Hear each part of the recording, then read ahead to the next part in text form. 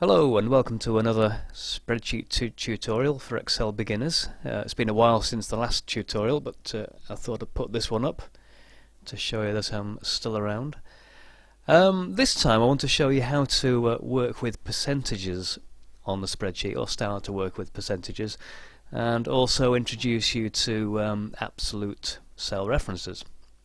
Two very useful things, I think. If you watch the multiplication tutorial that I put up a few weeks ago, or I think a few months ago now, I did actually introduce absolute references on there, but this one covers it in a bit more detail, I think, so hopefully you will find this one useful. What I'm going to do here is just give a scenario where, let's say, Fred has been asked to work out what the percentage value of each of these income totals here is. For example, we know that 2001: A Space Odyssey has earned £9.75, but what is that as a percentage of £171.85? So we're going to use Excel to help us to find out the answer to that question. First thing I'll do is put a new column title in, and I'm simply going to type percentage of total, because that's what I want to find. Press enter there. Now you'll notice it applies the formatting from the previous column automatically. That's because I've got it set up in my tools.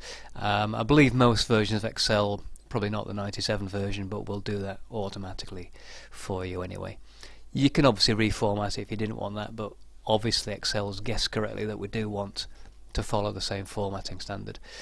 Another thing I'm going to do is just modify my title here, Fred's Video Classics, because obviously I want this to go right across now to column E, and we can just correct that very simply. If I just click into column E and drag across, it'll also select the merge cells in columns A, B, C and D, and if I click the merge and center button again, you will see it automatically extends that row to column E, that formatting.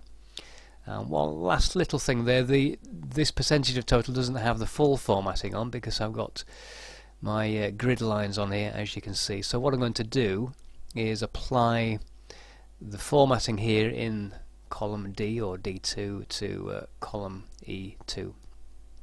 So click on D2, click the format painter, and click on E2, and that just copies the formatting across. I'll add the grid lines onto these other cells at the end as well. I'll probably do that just by using the button up here, the borders button. Okay, let's do the calculation then. So we want to work out what the percentage value of the sales total 2001: A Space Odyssey has earned, and we're going to do that right now. So as with any calculation in Excel, you start with pressing the equals key on the keyboard. As soon as you do that, Excel knows that whatever follows will be part of a calculation. To work out a percentage value, in this case we're taking obviously a value and working out what percentage it is of the total.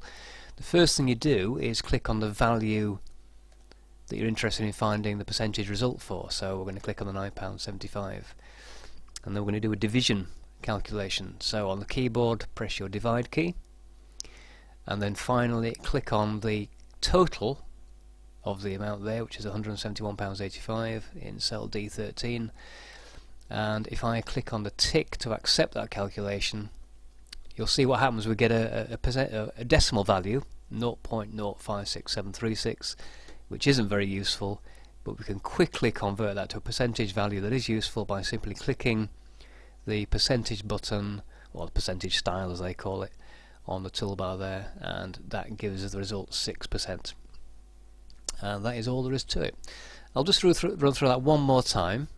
So if I click into E4, this time we'll find out what percentage of our total sales Ben-Hur is making up. So equals to start, click on the sales value for Ben-Hur, £22.50, divide on the keyboard, click on the total value, click your tick, again we get a decimal value, but click the percentage button to apply the formatting, and we can see that Ben-Hur is 13% of our total sales.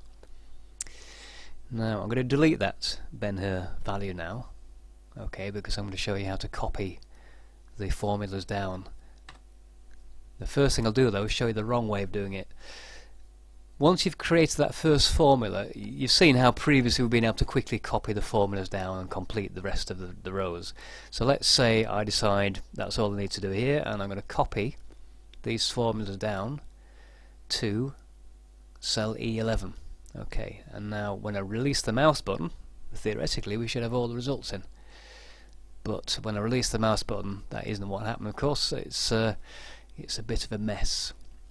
We have Ben-Hur is apparently 118% of the total, Citizen Kane is 60%, and Godfather is 140%, which is quite impressive. And then for the rest of the films, we've got all these strange error messages in, value, division by 0, which isn't really what we want. And the question is, why is that happening? And the answer is because we used relative cell references as we copied down, and we should have used an absolute cell reference in our formula. That might sound like a bit of gobbledygook, but I'll try and explain it.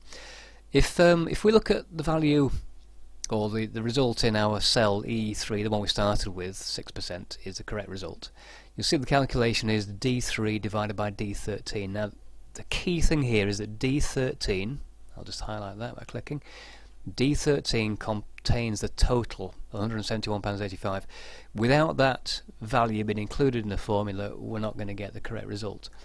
So right now the only calculation in this column of calculations that has the correct formula is E3, because if I click on E4, you'll see it's doing D4, which is fine. We want D4 because that's the Ben-Hur value, but it's trying to divide by D14.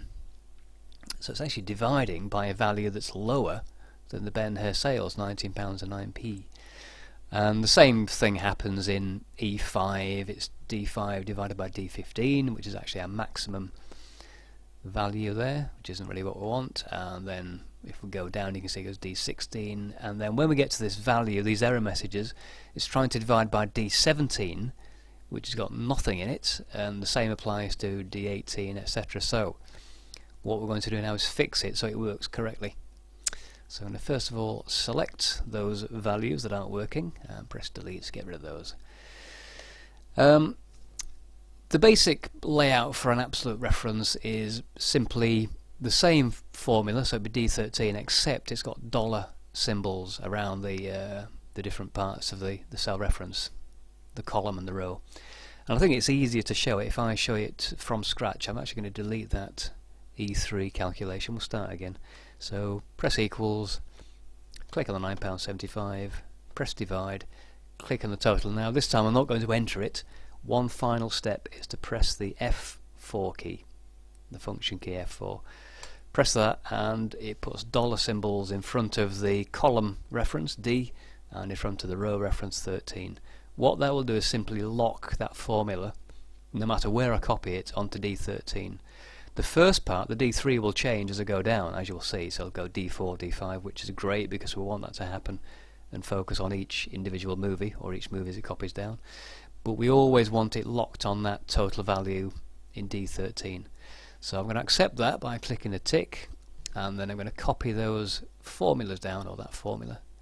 And this time, there we are, it works. Okay, and that is why you use absolute cell references.